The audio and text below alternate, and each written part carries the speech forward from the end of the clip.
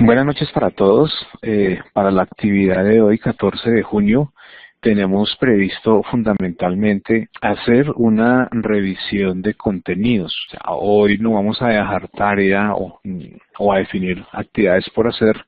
Realmente el propósito es la contextualización de una serie de conceptos que es importante que afiancemos. Probablemente la mayoría tiene hasta ahora un primer acercamiento en algunos de estos temas.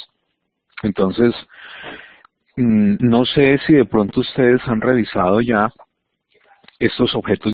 Quiero mencionarlos, revisar algunos elementos básicos de ellos. La idea es que, producto de la sesión de hoy, nos tomemos un tiempo para revisar uno a uno en detalle. Voy a preparar unos documentos alusivos a cada uno de los contextos, porque pues es importante desde el punto de vista de nuestro perfil desarrollar ciertas habilidades y dominios en cada uno de estos referentes. Tienen que ver entonces con la segunda actividad de aprendizaje de la actividad de proyecto 1 que estamos trabajando de identificación de actividad del proyecto. Si recuerdan, esta actividad de aprendizaje 2 se llama establecer los requerimientos y especificaciones funcionales del sistema de información requerido, teniendo en cuenta la necesidad, protocolos y normas de manejo de información adoptados por la empresa. En ese ámbito voy a remitirme a la guía 1, ¿cierto? Entonces, si recuerdan la guía 1, les había pedido como un punto de estudio revisar el objeto de aprendizaje de técnicas de recolección de información y de mapas de proceso, inclusive el de ingeniería de requerimientos. Pero vamos a revisar y a retomar otros, los que están ahí referenciados, que tienen que ver con redes, sistemas operativos, el proceso de software, gestión por procesos y calidad y ingeniería de requerimientos. Todos estos contenidos nos van a permitir desarrollar, como lo mencioné hace un momento, estoy aquí buscando en la guía,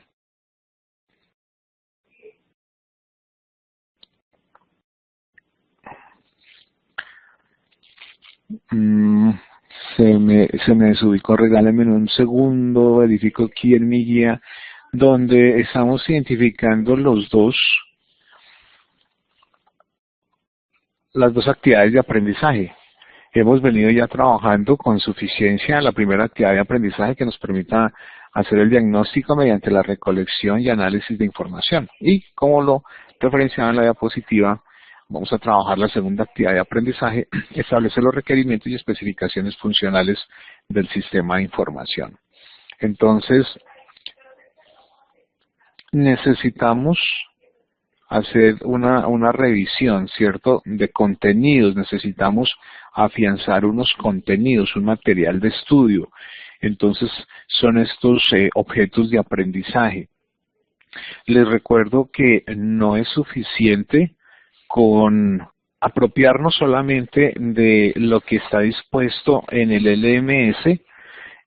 Yo estoy preparando un material alterno que voy a colocar en ese repositorio que creamos en Google Sites para poder fortalecer cada una de esas áreas.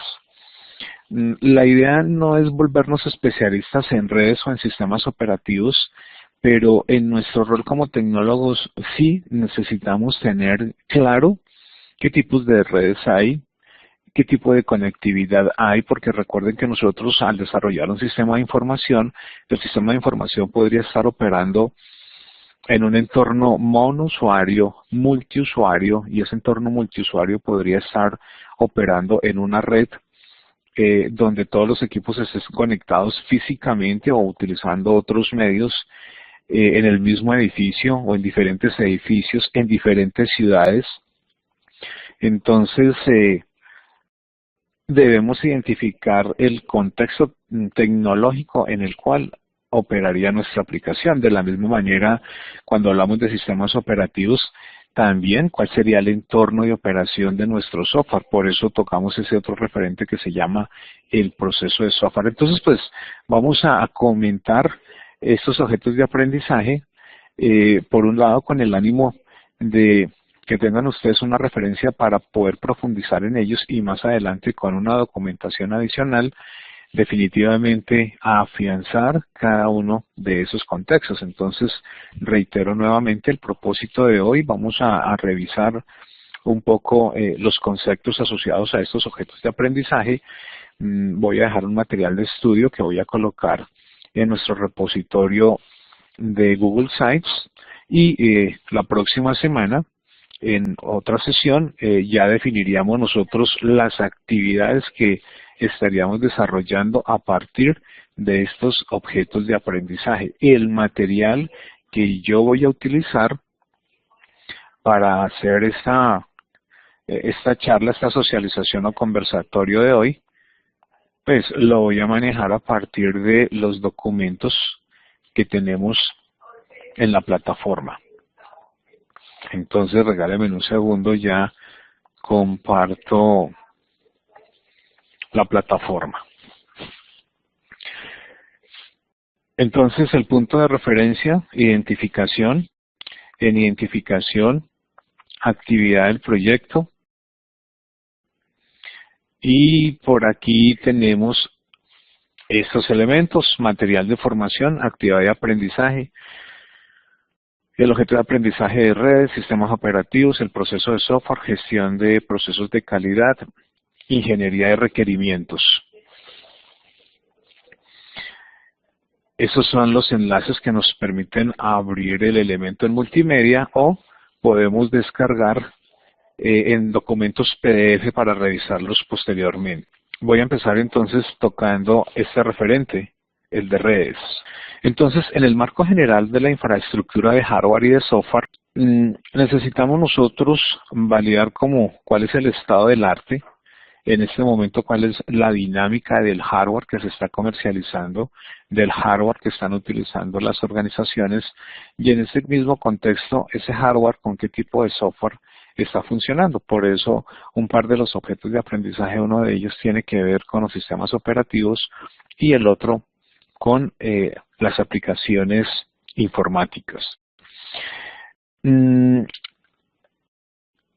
Las máquinas, el hardware, ¿cómo se reconocen o cómo se conectan entre ellas? Voy a revisar literalmente el texto. Él aquí nos está sugiriendo que en el marco general de la infraestructura de hardware y de software da inicio al proceso de alfabetización tecnológica en aspectos relacionados con el hardware de servidores y de las arquitecturas de red. Entonces vamos a estar hablando un poco de este contexto que son las redes para servicios de bases de datos, conceptos, clases y características y ventajas de esta infraestructura de redes. Cuando identificamos nosotros el concepto de la arquitectura, pues básicamente la arquitectura es validar físicamente cómo están conectadas las máquinas. Y entonces, cuando nosotros hablamos de arquitectura, lo que referenciamos es o son diferentes tipologías de redes. ¿Qué es una tipología? Es la arquitectura bajo la cual se están generando una interconexión entre los equipos.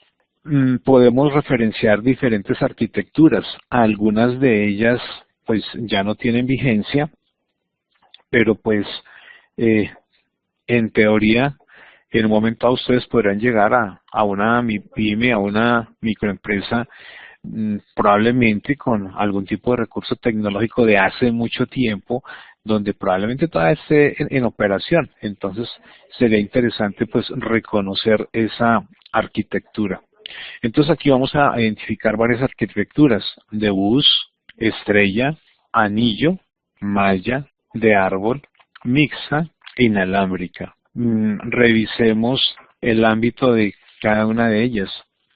En una tipología en bus, como se visualiza en la gráfica, nosotros teníamos una conexión, digamos, es como este eje central sobre la cual estaban conectadas todas las máquinas.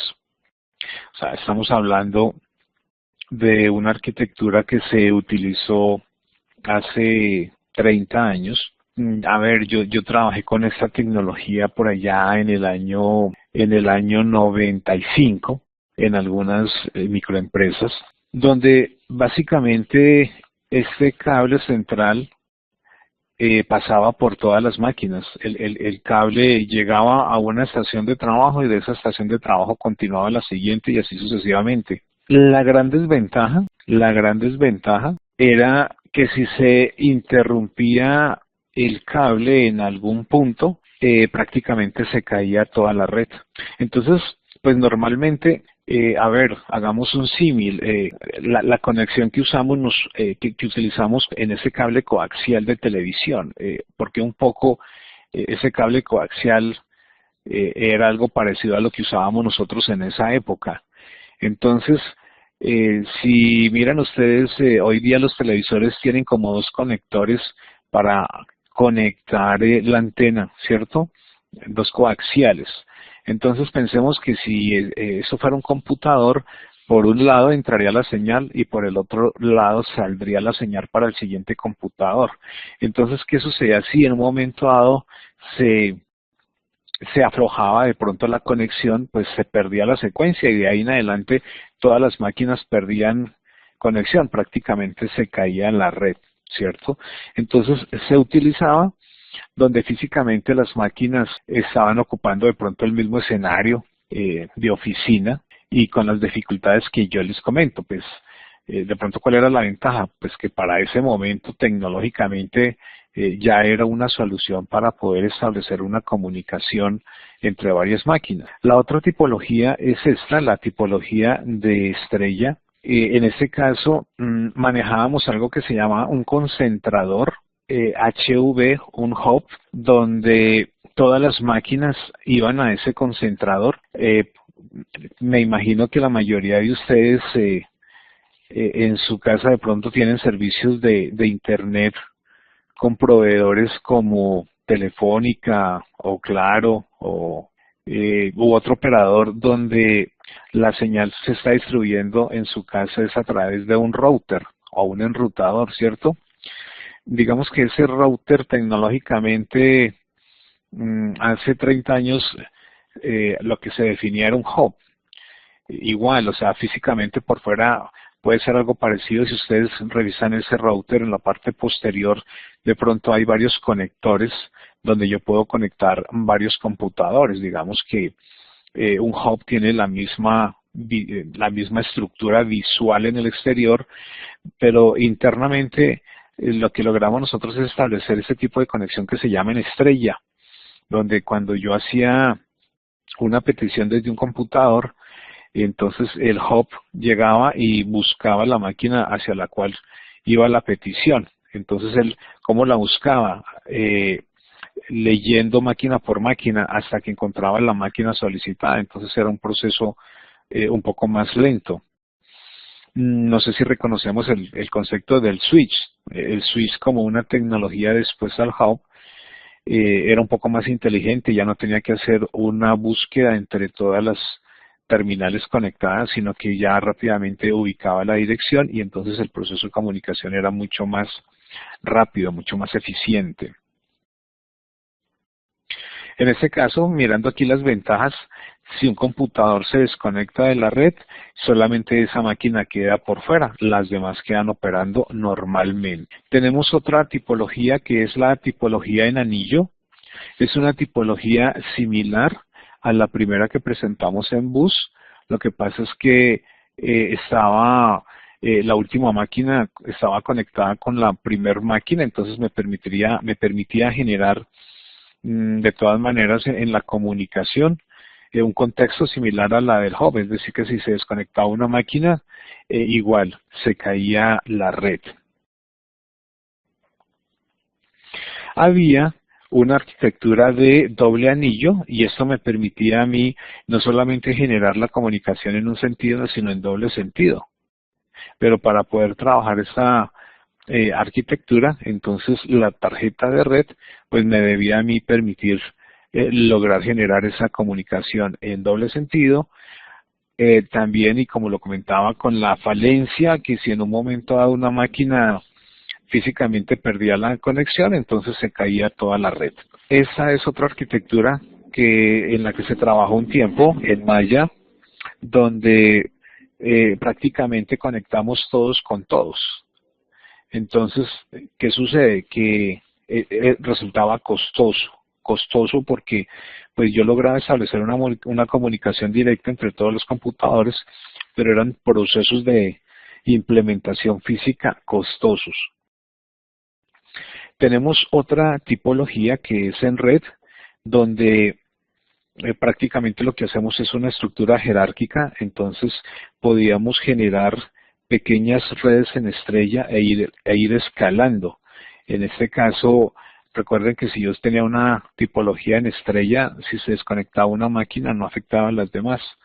En este caso, si el fallo se da en el equipo concentrador donde se están conectando las máquinas, solamente el segmento o sector de máquinas que están conectadas en ese concentrador se generaría la falla de sacar esas máquinas, pero no se me cae toda la red. La otra tipología es una tipología mixta que puede ser una combinación de las tipologías anteriores. Se usó como unos momentos de transición donde en tipologías antiguas o en infraestructura antigua que utilizaba MUS, se empezó a combinar con otras tipologías como estrella o anillo, entonces prácticamente me permitía a mí tener varias tipologías en la misma red. Y podríamos estar identificando esta tipología que es la tipología inalámbrica. Otro contexto de comunicación que nosotros podríamos estar viabilizando como alternativa para poder establecer funcionalmente una aplicación en una organización. Por ejemplo, en las empresas donde vamos a desarrollar el proyecto. Desde el punto de vista inalámbrico, ¿qué tipologías hay? Wi-Fi, Bluetooth y microondas. ¿Cierto? Creo que todos hablamos de Wi-Fi, cómo nos conectamos Wi-Fi con nuestro celular o computador en la red, pero ¿saben ustedes qué traduce la sigla Wi-Fi? Entonces, como bien lo ven en el recuadro de la derecha, traduce fidelidad sin cables, es decir, buscar una comunicación donde ya no voy a plantear las arquitecturas de redes que estábamos comentando anteriormente, que fundamentalmente eran físicas, sino lo que vamos a hacer aquí es utilizar una señal inalámbrica. En ese contexto, en una red inalámbrica manejamos distancias que no son muy extensas, distancias que pueden estar oscilando hasta 100 metros. ¿100 metros de dónde a dónde? Pues 100 metros del dispositivo que irradia la señal inalámbrica, hablemos de los routers, y la ubicación de mi equipo. Entonces yo puedo tener en un momento dado casi que a 100 metros, por eso ustedes de pronto fuera de su casa pueden detectar la señal del Wi-Fi de su equipo, ¿cierto?, en el que tienen internet y se pueden conectar un poco más lejos. Es un buen recurso porque no hay necesidad de hacer una implementación tecnológica física en el caso de que yo quisiera trabajar con tecnología alámbrica. Técnicamente, ¿cómo se llama el dispositivo que irradia la señal inalámbrica? Access Point. Son los Access Point. Entonces, cuando yo hablo del router, significa que ese router, no sé, pues me imagino que los conocen así, pues no lo tengan en operación en su casa, pero pues es como el mecanismo donde todos los operadores de internet me brindan el internet domiciliario. Entonces ese dispositivo se llama un router. Ese router internamente me permite, lo comentaba yo hace unos minutos, me permite a mí conectar por cable varias máquinas. Algunos solamente traen la posibilidad de conectar uno, o 4 máquinas a través de cable físico, ¿cierto? Entonces, la tipología que se maneja internamente se llama de estrella. Pero además de eso, ese dispositivo irradia señal inalámbrica, entonces cumple las veces y funciones de un access point. La otra alternativa, ¿cierto? Que igual creo que hablamos todo el tiempo del famoso Bluetooth y cómo comunicar un teléfono con otro teléfono a través del Bluetooth, o cómo comunico yo ahora los computadores que tienen señal de Bluetooth, un computador con otro, o un teléfono con el computador y de manera inalámbrica con el Bluetooth, o utilizamos una impresora con Wi-Fi o una impresora con Bluetooth. Entonces, este Bluetooth también es una tecnología inalámbrica. Lo que sucede es que el ámbito es menor. Entonces, nosotros encontramos que las distancias a las cuales podemos conectar un dispositivo Bluetooth puede estar oscilando máximo alrededor de 5, 7, 8 metros. Por ejemplo, el celular o los audífonos inalámbricos, el poder escuchar en audífonos inalámbricos apartándome del celular o del computador una distancia de 5 a 8 metros, y me permitiría a mí poder establecer una comunicación y hacer uso de los servicios de los dispositivos a través de esa señal. Un ejemplo de algunos de ellos: el celular, los equipos de sonido, el computador, o un computador de escritorio, una estación de escritorio, una impresora, los televisores. Son algunos ejemplos que me permiten a mí hoy lograr esta comunicación a través de Bluetooth. Y otra señal que también me permite a mí establecer comunicación inalámbrica es la señal microondas. Es muy costoso la inversión para trabajar en microondas.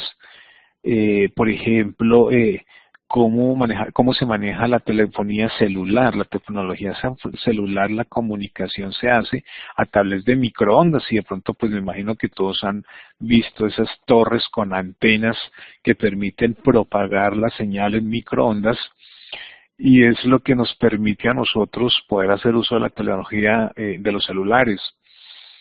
De pronto todos hemos escuchado o nos ha sucedido que el celular no me funciona en X o Y parte, en cierto sector.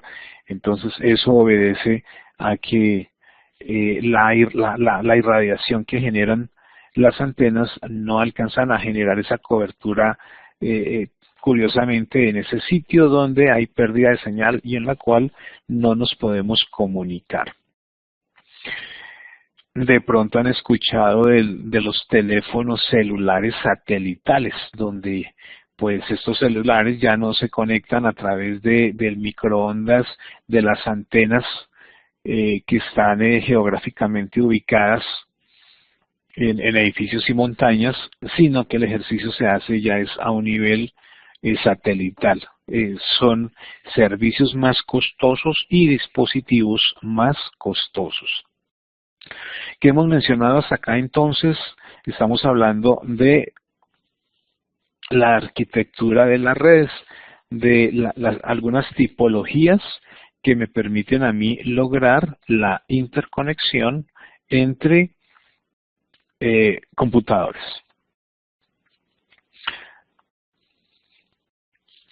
Continuando con la descripción del objeto de aprendizaje,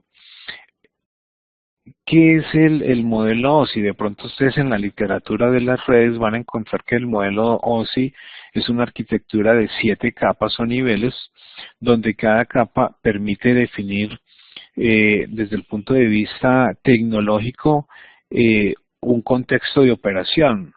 Y nos vamos desde la parte física. Cuando nosotros hablamos de instalar una red, hablamos de dos tipos de equipos pasivos y equipos activos. ¿Qué es lo pasivo en una red? Por ejemplo, el cableado, ¿cierto? Ese cable que yo conecto al computador y por un extremo va al computador y por el otro extremo va, por ejemplo, a una canaleta.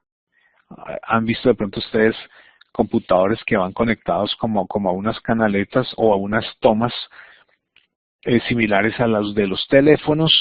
Esa toma realmente no la llamamos toma, sino lo llamamos jack, JAC, jack, y concretamente la diferencia entre el plug de los teléfonos y del conector para las redes es que el de los teléfonos tiene una referencia, se llama RJ11, mientras que el de los computadores se llama RJ45, que es un poco más ancho. ¿Por qué se llaman equipos pasivos? Porque pues son los que permiten generar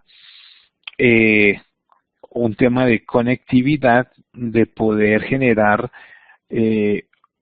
una señal eléctrica física y que me permita a mí poderla llevar desde un computador a otro dispositivo o periférico dentro de la red.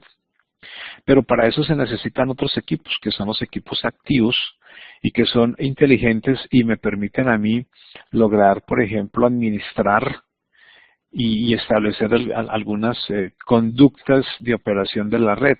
Es el caso de los access point o de los switch o de los router, ¿cierto? O sea, esto que les estoy comentando en ese contexto de equipos, más adelante vamos a profundizar un poco más, es precisamente lo que les comentaba, de poderles compartir una información adicional al respecto. Pero bueno, aquí en el modelo OSI, ¿qué nos interesaría saber en este momento? Que nosotros trabajamos, básicamente es en el primer nivel de aplicación. ¿Y por qué en el primer nivel de aplicación? Porque pues definitivamente en el primer nivel de aplicación es en el que tendremos que identificar unos ámbitos de gestión para poder establecer la comunicación en el software, en las aplicaciones que nosotros desarrollemos. Entonces hablamos de una serie de protocolos, entonces más adelante vamos a estar hablando y trabajando sobre esos protocolos. Por ejemplo, el protocolo del TCP/IP. Ustedes han visto las páginas en internet, http://www, pues ese HTTP que ustedes ven al comienzo de cualquier dirección es un protocolo de comunicación en internet. Pero hay otros protocolos de comunicación como el FTP, mientras que en el HTTP, que traduce Hypertext Terminal Protocolo, el FTP se llama File Transfer Protocolo, donde en el FTP lo que hacemos es transferencia de archivos, mientras que en el HTTP podemos estar generando una combinación de diferentes elementos como audios, videos, imágenes, textos, o sea, es como el compendio de las páginas web. Entonces tendremos que identificar cuál es el protocolo a través del cual estaría funcionando mi aplicación en términos de comunicación.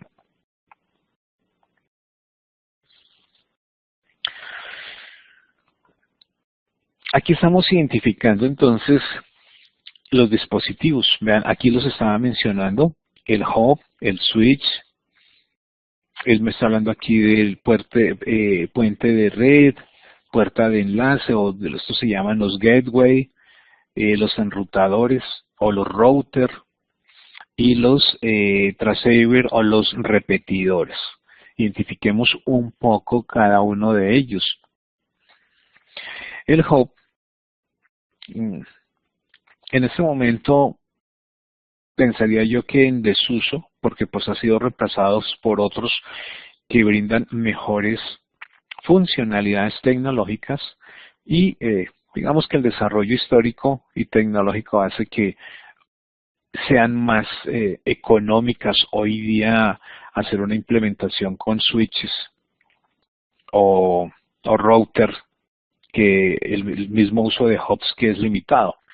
¿Qué era un hub? Nosotros el hub igual en español lo conocemos como concentrador, donde básicamente lo que hacemos es establecer un mecanismo físico de comunicación, que era lo que mencionaba yo hace un rato con la tipología estrella.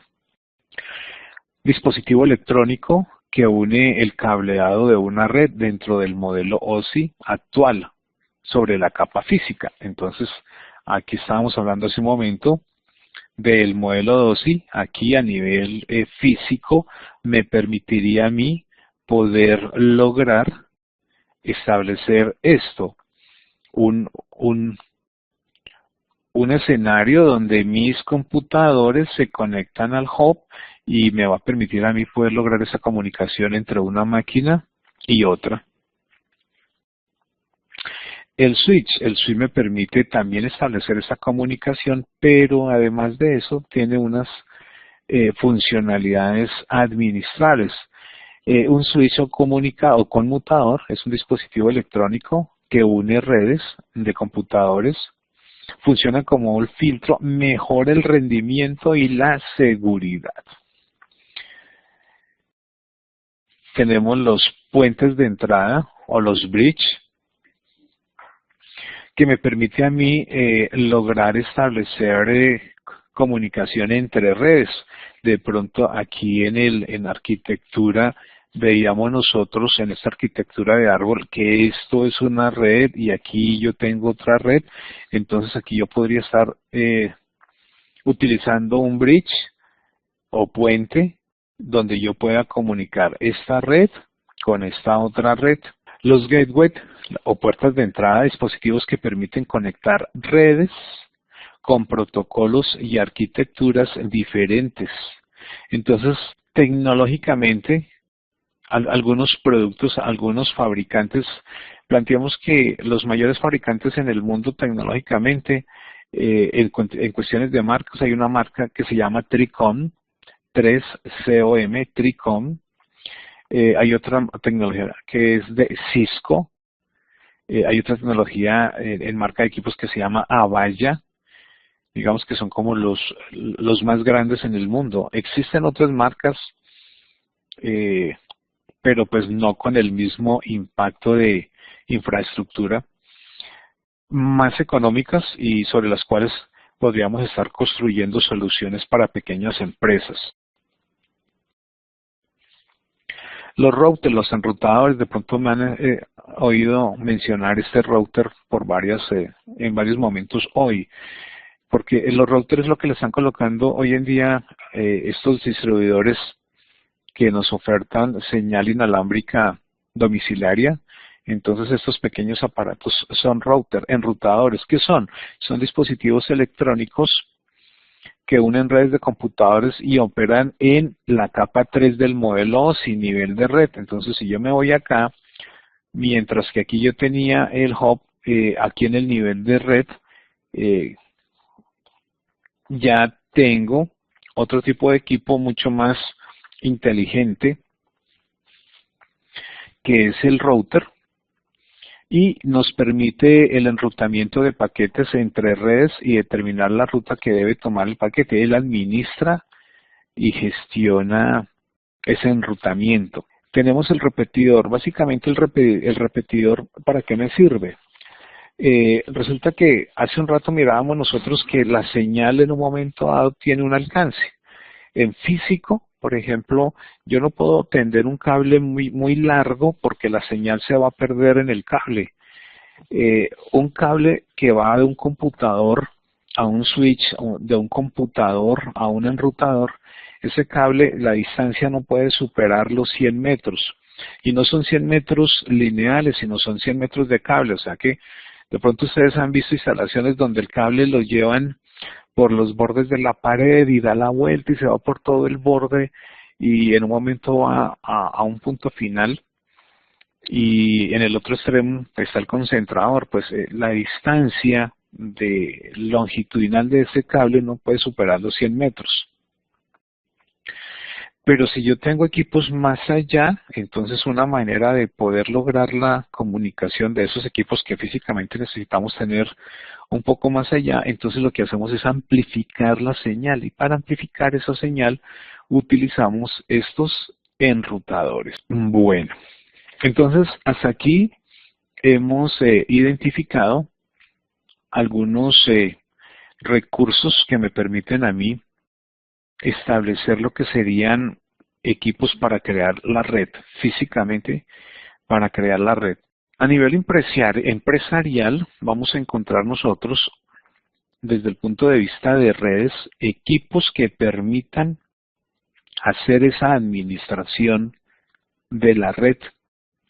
Entonces, definimos nosotros algunas características o funcionalidades y que las podríamos estar referenciando acá. Servidores para grupos de trabajo, o sea, servidores de propósito general, donde las máquinas se conectan para utilizar diferentes tipos de servicios. Servidores empresariales, que son un poco más robustos y que de pronto en la gráfica, la imagen nos está mostrando detrás de la chica. Eso que ustedes ven al fondo podrían ser máquinas, servidores, pero pues a un nivel muchísimo más robusto empresarial. Pensemos, por ejemplo, cómo serán los servidores de las entidades financieras, de las grandes empresas. Pues no son computadores convencionales, sino máquinas muy robustas que físicamente se podrían asemejar a esa ilustración. Hay otros servidores que se llaman servidores de misión crítica. Son potentes y escalables, utilizados por ejemplo para bodegas de datos, data warehouse, que son las bodegas de datos, almacenamiento de datos. Hay organizaciones, empresas cuya infraestructura o servicio está encaminado precisamente a rentar espacio. Hoy hablamos nosotros de la computación en la nube. ¿Qué significa eso? Que el almacenamiento no está en mi empresa, sino que está centralizado en otra parte, que lo llamamos nosotros en un servidor. Entonces, esos servidores son esos. Servidores que no solamente me permiten almacenar información, sino otro tipo de servicio que se llama la minería de datos o la minería de datos, que fundamentalmente es como el boom en este momento en los negocios de tecnologías de información, y son los que permiten ya no solamente almacenar la información, sino hacer análisis con la información para la toma de decisiones de las empresas. Granjas de servidores y otras aplicaciones críticas, que son las granjas de servidores. Entonces, una granja de servidores, pensemos nosotros cómo funciona Facebook, cómo funciona Google desde el punto de vista del almacenamiento centralizado de la información. Que si bien estamos visualizando en la imagen esa joven pensemos que esos son dos servidores, una granja sería tener un gran número, 100 o 200 servidores de esos en un ámbito muy grande. Nos referenciaban la semana pasada en la capacitación que les comentaba, en la que estuve participando, donde Google movió los servidores al Polo Norte. ¿Con qué propósito? Los servidores, por el mismo consumo de energía, generan mucho calor, y entonces pues casi que donde están los servidores, ese espacio tiene que estar refrigerado. ¿Y cómo lo refrigeran? Con aire acondicionado. Pero poner a funcionar ese aire acondicionado pues igual consume bastante energía, o sea, es costoso. Entonces decidieron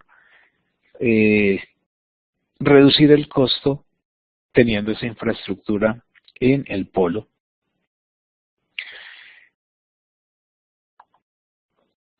Otros tipos de servidores a nivel empresarial, los servidores de archivos.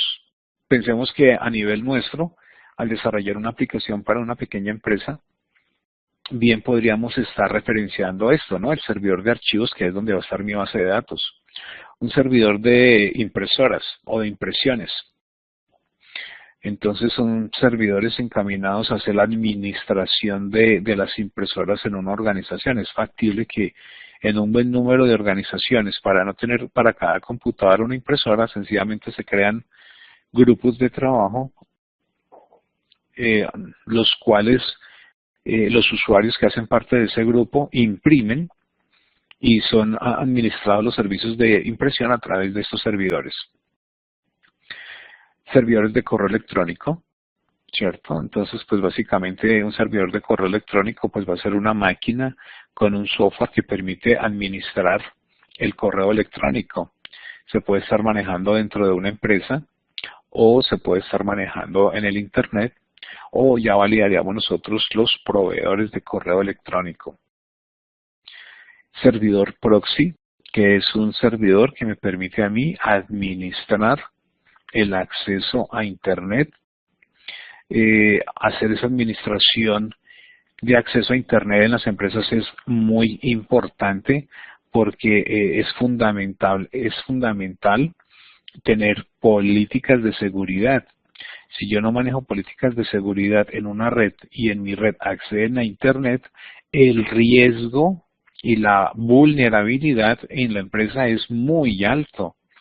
Entonces hay que tener muchísimo cuidado con eso porque esos personajes que llamamos hacker en un momento dado podrían estar afectando nuestras máquinas. De pronto recordarán ustedes no hace muchos meses un virus que básicamente lo que hacía era como ocultar los archivos y ellos casi que lo que estaban haciendo era como secuestrando los archivos y teníamos que pagar con bitcoins ciertas sumas para que ellos nuevamente nos dejaran visibles la información. Entonces eso sucede cuando las máquinas son vulnerables y no se manejan suficientes niveles de seguridad. Servidor de administración de red o directorio activo. Entonces, pensemos en una empresa con muchos usuarios, 20, 50, 100, 1000 usuarios accediendo en una red. Poder identificar quién es quién y qué puede hacer en la red, pues no es fácil y eso debe administrarse. No todas las personas que están en una red tienen los mismos privilegios y los mismos servicios. Eso se administra. Entonces, normalmente en esa empresa hay un profesional encargado de la administración de la red. Eso se llama directorio activo. Entonces, yo me puedo estar especializando en la gestión del directorio activo. Esto normalmente se maneja de acuerdo a la tecnología. Por ejemplo, sistemas operativos de red en el entorno de Microsoft. Hablemos Windows Server 2016. Entonces yo me vuelvo experto en el manejo de directorio activo y una gran empresa donde tiene pues todo ese referente tecnológico definitivamente debe tener un administrador de directorio activo. Ese es como el contexto y el escenario de este tipo de servidor. Los servidores de bases de datos, que son máquinas que están dedicadas exclusivamente al almacenamiento o bodega de la información de la organización, de las aplicaciones que operan en la organización. ¿Qué diferencia hay entre este servidor de base de datos con el Data Warehouse? Que el servidor de base de datos me mantiene a mí la información que yo estoy trabajando a diarios, mientras que en el Data Warehouse yo puedo estar almacenando ahí información histórica. Por ejemplo, las empresas deben tener por 20 años la información almacenada. Si hoy en día la información se está manejando a través de recursos de tecnologías de información, entonces, ¿en dónde vamos a guardar esa información durante tanto tiempo? Entonces, para eso se utilizan ese tipo de servicios.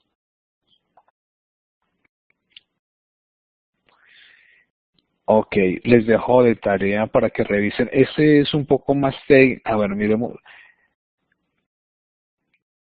la manera como estamos almacenando la información. Hagamos una lectura, quiero que hagan una lectura somera de esa información, pero por ahora no la vamos a abordar. Ahorita cuando mire sistemas operativos, sí puedo dilucidar la manera como se gestionan los archivos. ¿Listo? Entonces, esta es una perspectiva de lo que pueden ser las redes. Como les comentaba al comienzo de la sesión, les voy a compartir unos documentos que profundicen un poco lo suficiente y que como tecnólogos debemos saber y reconocer acerca, por un lado, de la arquitectura y por el otro lado, de los equipos que pueden estarse utilizando en una infraestructura. Pensemos que en un momento ustedes como tecnólogos podrían estar generando o diseñando no solamente la solución del desarrollo del software, sino que también podrían estar orientando en las características tecnológicas para el montaje de la red, una red que me permita conectar 5 máquinas, 10 máquinas, 3 máquinas, ¿cierto? Porque de pronto en muchas de las propuestas que ustedes están pensando o en el ejercicio que estamos desarrollando ahorita de recolección de información, pues resulta que no hay sino 2 computadores. Bueno, pues necesitamos comunicarlos, pero ¿cómo los vamos a comunicar? Bueno, el hecho de que los comunicamos ya estamos definiendo que se necesita una red. Entonces es importante que ustedes tengan un juicio técnico para poder ser asertivos en la propuesta que realicen. Bueno, esto con respecto a este objeto de aprendizaje que se llama redes. Bueno, para no cansarlos y hacer las preguntas al final, voy a abrir el espacio de preguntas de lo que hemos comentado de redes. ¿Qué preguntas tienen? Aquí estoy revisando el chat de algunos apuntes algunas publicaciones que se hicieron. Está abierto el micrófono y el chat. Carlos Arturo comenta, pero ¿qué tan segura es la información mediante Wi-Fi? Cuando nosotros configuramos redes Wi-Fi, es importante establecer en la configuración de los servicios unos parámetros de seguridad. Además de eso, hay que utilizar un producto que puede ser físico o lógico, software, que son los firewall. Por naturaleza, en el ambiente de Windows trae unos firewall que se activan automáticamente, que se configura automáticamente, pero cuando nosotros instalamos programas antivirus, muchos de los programas vienen con firewall, entonces deshabilitamos el de Windows y dejamos el del antivirus. Una recomendación con respecto a los antivirus, y es algo que he evidenciado, pues de pronto por economía intentamos nosotros ubicar software, diría yo, en el bajo mundo, ¿cierto?, de la piratería. Inclusive los antivirus, pues yo la verdad no les recomiendo que pirateen o instalen pirateado antivirus, porque normalmente estos antivirus piratas es factible que generen puertas. Esas puertas traseras que se llaman son esos escenarios por donde las personas que hacen esa distribución pirata eventualmente se pueden conectar a mi máquina y poder acceder a la información que hay en mi máquina. ¿Qué recomiendo yo? Pagar por el antivirus. Los antivirus han bajado muchísimo de precio. Yo personalmente lo compro por Mercado Libre, y un antivirus que normalmente las licencias son por un año puede estar oscilando para un computador en 30.000 pesos. Entonces, 30.000 pesos es una inversión por un año donde yo voy a tener actualizada a diario la protección. Entonces, bien vale la pena hacerlo. Además, creo que de pronto muchos de ustedes que hacen transacciones financieras por Internet, pues necesitamos tener esa garantía de seguridad, y pues qué mejor que hacerlo con un antivirus. Entonces, por un lado manejamos los firewall, llámese del sistema operativo. Hay firewall exclusivamente que tienen esa bondad desde el punto de vista software, pero también hay hardware que se llaman firewall, que me permiten a mí establecer esos niveles de protección en el acceso. Así como se puede hacer un acceso a través de una red física, igual por Wi-Fi. Carlos Arturo estoy leyendo el comentario de Carlos Arturo, la distancia por fibra óptica.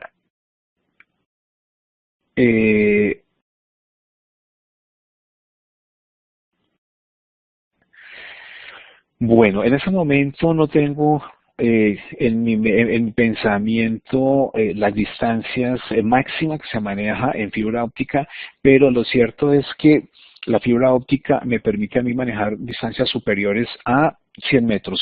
Sí, claro que sí, porque, por ejemplo, entre edificios, hablemos de las empresas donde hay varios bloques, por ejemplo en las universidades, en un hospital que tiene varios bloques, en el SENA de pronto que ustedes han visto que de pronto tienen varios bloques, cómo se establece la comunicación entre los bloques. Ya no se maneja con cables ni se utilizan repetidores, sino que se utiliza fibra óptica. Entonces la fibra óptica, los niveles de velocidades de comunicación son mucho más altas porque la fibra óptica se hace por pulsos de luz, es mucho más rápido, es mucho más seguro, es mucho más delicada en su uso y manejo. Me queda de tarea verificar distancia máxima en fibra. Y el tema de Big Data, lo que comentábamos respecto a los servidores que me permiten manejar grandes volúmenes de información. Más adelante, cuando tengamos un poco de dominio de esto, les hago la transferencia del curso en el que estuve la semana pasada, que era limpieza de grandes volúmenes de datos, que técnicamente es en ese momento como una oportunidad de negocio, toda vez que es cambiar, o es la mentalidad en la que están cambiando ya las empresas, donde la información no es solamente el bodegaje o almacenamiento, sino que es coger esa información y hacer análisis con esa información para visualizar el futuro, es decir, hacer prospectiva. ¿Qué necesitan y hacen hoy todas las empresas? Planean, hay que planear, pero para planear y poder tomar decisiones es importante poder visualizar el comportamiento histórico en las empresas. ¿Y en dónde está eso? En la misma información. Entonces, cuando hablamos de Big Data, es el manejo que se hace a esos volúmenes de información.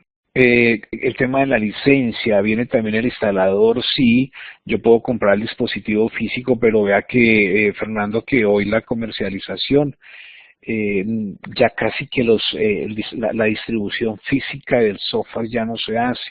Normalmente se descarga de internet. Yo personalmente utilizo Kaspersky. No sé esto, si ustedes entran a la página de Kaspersky, el software vale 250.000 pesos, pero si ustedes entran a Mercado Libre, yo en Mercado Libre lo compro por 50.000 pesos. Y es la misma licencia. Lo que pasa es que yo que recibo en Mercado Libre, la licencia que me la envía directamente Kaspersky. Si lo compro con Kaspersky, pues ellos me entregan también el CD, pero pues nada saco yo con el CD, toda vez que el mismo software lo bajo de la página de Kaspersky. Ustedes pueden bajar Kaspersky, lo instalan y les funciona por un mes. Al cabo del mes hay que comprarlo.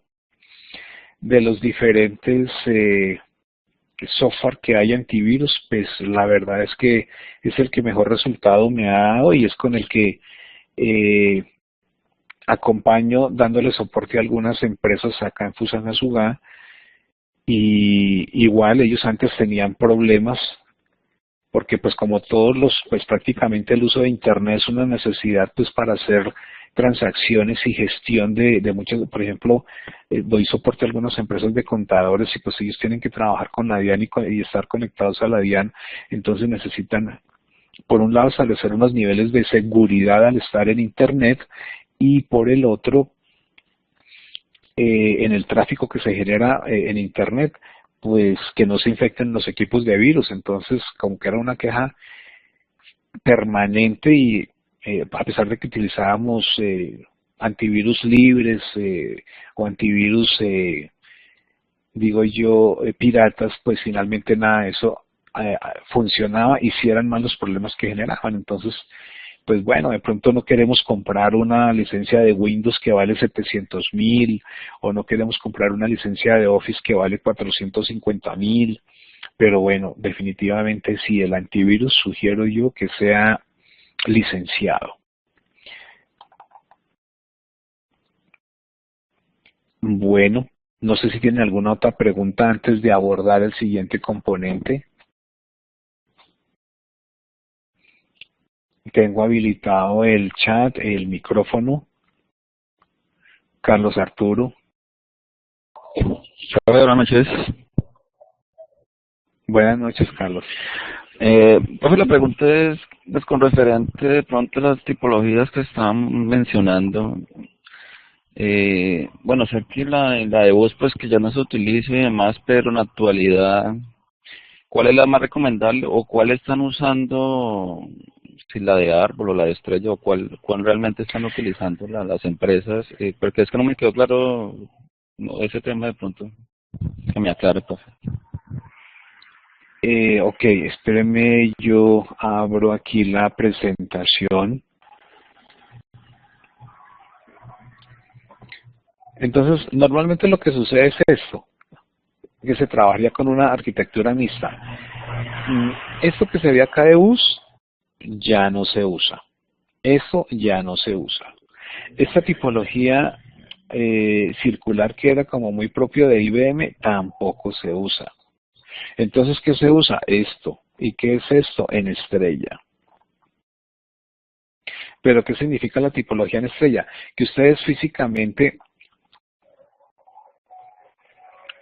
en las empresas, si han visto ustedes computadores conectados mediante un cable a una canaleta, todos esos cables van, mañana voy a, o para la otra semana, si mañana voy al SENA pido que me dejen entrar y tomo fotos en el rack y les mostraría cómo si tenemos 200 puntos de red para conectar 200 computadores, todos esos cables llegan a un mismo sitio, que eso se llama el centro de cableado o se llaman rack. ¿Qué sucede en esos rack? Que allá vamos a tener equipos como estos. Puedo tener switches, puedo tener enrutadores, puedo tener gateways. Entonces yo puedo estar combinando equipos, yo puedo estar combinando normalmente switches, bridges, los enrutadores y los gateways. Pero pensemos que en una empresa pequeña fácilmente puedo estar encontrando router y switch para poder, si visualizan la gráfica, es más, ya que estoy aquí, hagamos un ejercicio aquí de navegación y hablemos de un switch. Miremos a ver si aquí me trae imágenes de switch. Vean, no, esto es un switch, ¿de acuerdo? Entonces, por ejemplo, aquí en este switch de 24 puertos, esto que ustedes ven acá es un puerto y nosotros lo llamamos RJ45 porque así se llama el conector. Entonces, vean este es uno pequeñito de 8 puertos, estos son de 24, aquí hay otro de 8, hay de 16, 8, 16, 24.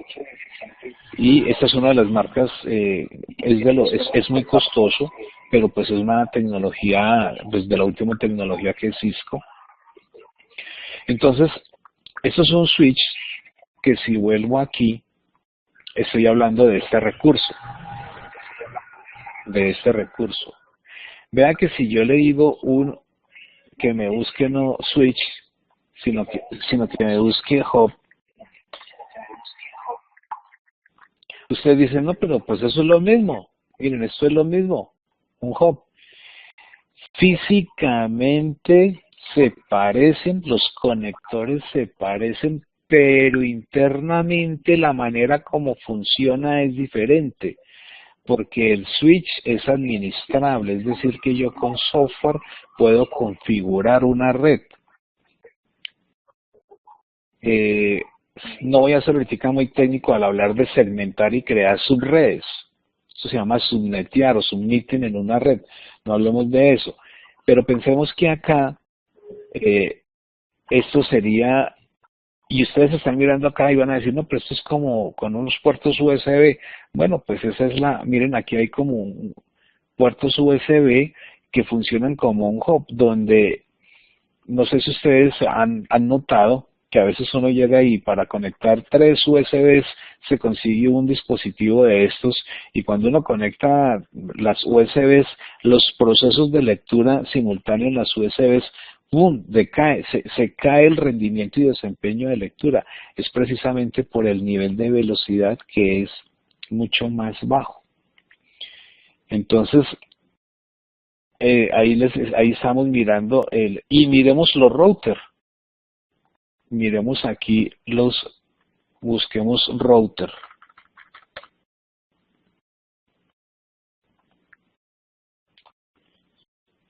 Entonces ustedes dijeron, pues es que eso es lo que tengo aquí en la sala. Entonces, ¿qué son estos elementos? Las antenas. ¿Y para qué sirve el router? Para enrutar que la señal y para propagarla a través del Wi-Fi. Entonces, es el dispositivo que me permite a mí poder establecer esa comunicación Wi-Fi. Entonces, vean que algunos de ellos, vean este router aquí en la parte posterior tiene unos puertos RJ45, es decir, que yo aquí puedo físicamente conectar unos computadores, uno, dos, aquí creo que veo como 6 puertos, puedo conectar aquí unos computadores y otros los podría estar conectando a través del Wi-Fi.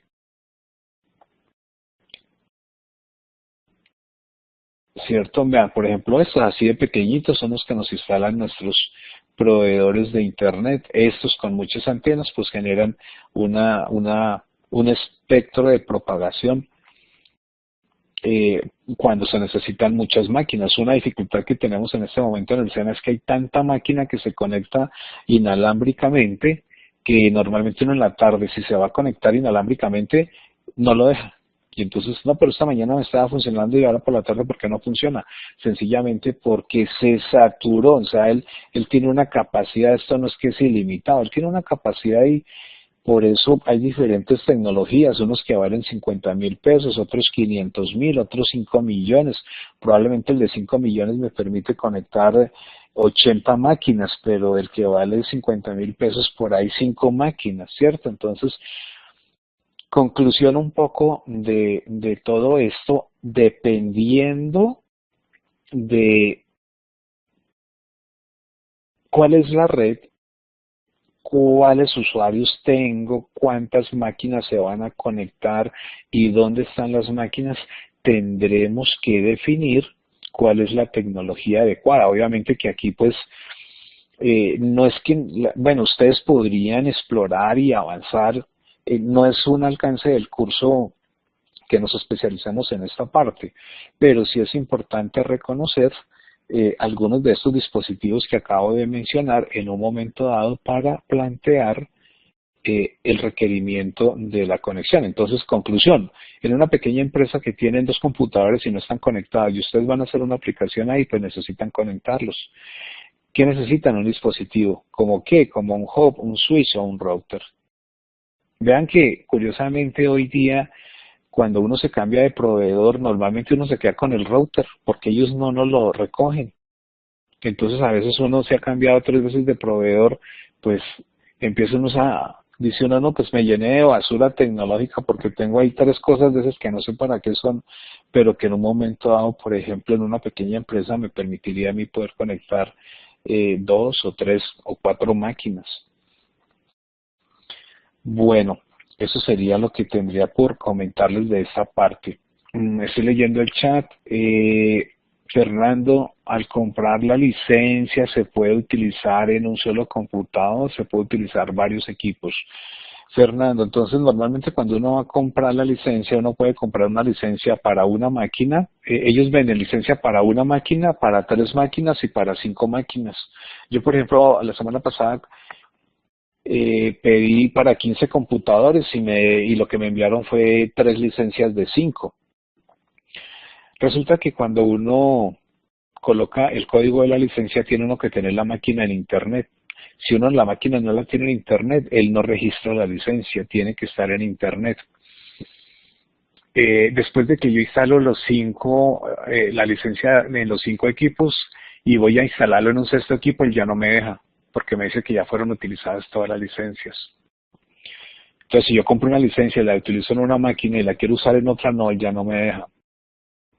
¿Qué pasa si formateo el computador? Entonces yo tengo que pedir soporte en este caso yo lo hago con Kaspersky y ellos me habilitan nuevamente la instalación de la licencia si formateo el computador por los días todavía que me quedan. Pero pues eso tiene que ser en lapsos superiores a 3 meses. Es decir, si a mí me quedan 2 meses de licencia y formateo el computador, no, pues ya perdí los 2 meses y me toca comprar una nueva.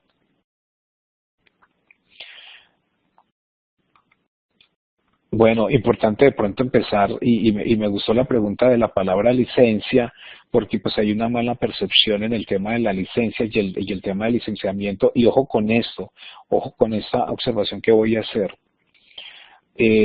Claro, como nosotros nos vamos a formar como tecnólogos, de pronto ustedes ya, muchos de ustedes tienen habilidades formateando, instalando Windows, instalando el Office, instalando la vacuna o instalando un programa. Entonces les dice el empresario, ay, vea, usted que está haciendo este trabajo acá de sistemas, ¿no será que me puede formatear el computador? Y ustedes por hacer puntos, no, sí, claro, con mucho gusto. Ay, pero es que yo no tengo el Windows, no, no se preocupe, yo lo bajo de internet y lo bajan de internet y bajan el parche que para habilitar la licencia y lo instalan.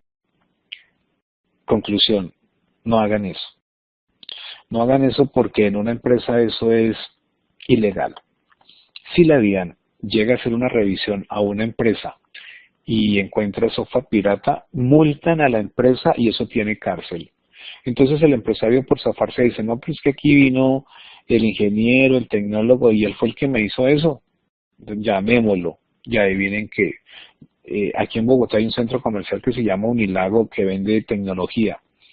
Yo he visto, cuando he ido a comprar en Unilago, he visto salir gente, decimos coloquialmente, con las manos por delante, esposada, que son las personas que trabajan ahí en Unilago, que en un momento dado están vendiendo computadores con software pirata. Por eso hoy día la comercialización, normalmente los computadores los están entregando licenciado, pero pues obvio que al entregar licenciado Windows hace que el computador vale más, o en su defecto, para bajar el costo, lo entregan es con Linux, que ahorita vamos a hablar de sistemas operativos, que es un software libre y que no necesita licencia. Entonces, recomendación, ni se les ocurra instalar en una empresa software que no sea licenciado. Entonces, si lo llaman a ustedes, ¿será que me puede instalar el Windows? Sí, claro, entrégueme la licencia y con gusto le instalo el Windows. Ay, consígamela. Sí, claro, con gusto. Vean, el Mercado Libre la consigue por 300.000 pesos. La licencia de Windows, hace unos días instalamos unos Windows 10 estaba como en 650.000 pesos. Entonces, en una empresa no es suficiente con que piensen en los 2 millones que vale el computador, sino que súmenle 1 millón más, que es lo que vale más o menos Windows y Office y una vacuna. O sea, también hay que pensar en el costo del software, si se trabaja en el entorno de Windows. Por eso muchas empresas están adoptando ahora software libre y sistemas operativos libres como Linux. Iván pregunta que si la red alámbrica es más estable que la inalámbrica. Bueno, sí, así de sencillo. Mas, sin embargo, la inalámbrica puede ser muy estable también, pero tiene menos problema, porque la inalámbrica necesita de esa administración del switch o del router, del enrutador. Pero normalmente no molesta, ¿Qué dificultades puede haber en la inalámbrica? Que es como el problema que hace que en un momento dado no se instale una inalámbrica. La propagación de la señal. No sé si de pronto se les ha pasado en su casa algo que yo hice hoy, por ejemplo, aquí en mi apartamento, fue colocar el enrutador en un sitio alto para que propagara mejor la señal, porque tenía yo dificultades en una de las habitaciones del fondo que allá la señal de internet era mínima y resulta que levanté el router y ya la propagación fue mucho mejor y ya la cobertura fue mucho mejor. Entonces, en un momento dado, el tema de señal inalámbrica puede obedecer a la ubicación del enrutador. Pero si mi habitación si físicamente las máquinas están en diferentes habitaciones, hablemos, unas máquinas están en una empresa en el segundo piso, otras en el primer piso, y las oficinas están separadas por paredes. intentar hacer la conexión ahí inalámbrica puede ser complicado por la propagación de la señal. Esa sería la dificultad. Entonces toca hacerla alámbrica. El otro punto es el tema del software. Hay unos software que son muy robustos que no funcionan con redes inalámbricas. No sé si ustedes conocen un software contable que se llama Sigo. Sigo, por ejemplo, no funciona en una red inalámbrica. Debe estar trabajando con red alámbrica, cableada. Entonces es importante, si ustedes les piden apoyo y soporte para poner a funcionar un software en red, es importante reconocer las características del software porque, pues, si bien es cierto, es mucho más flexible y dinámico trabajar con software, con redes inalámbricas, es obvio físicamente dónde están las máquinas y dos, el tipo de software que vamos a utilizar.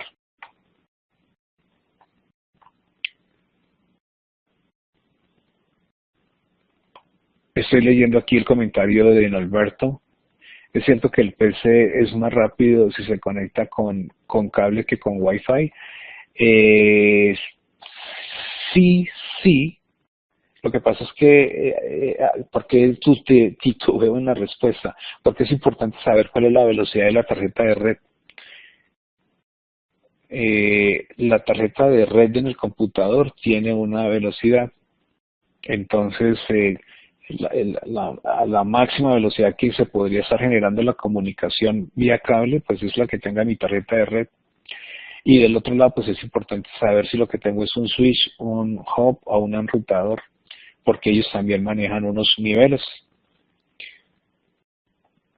Pero inclusive para hacer este tipo de transmisiones nos recomiendan más trabajar conectando el computador de manera alámbrica que inalámbrica. Entonces yo tengo un cable de 25 metros para conectar el switch a mi computador cuando me ubico más o menos a una distancia de 20 metros entre un elemento y el otro. Estoy leyendo el comentario de Rafael. Los routers que dejan los proveedores de internet cuando se suspende el servicio quedan funcionando el router. Sí, lo que pasa es que hay que resetearlos porque ellos vienen preconfigurados por el proveedor. Entonces uno, ¿qué es lo que tiene que hacer?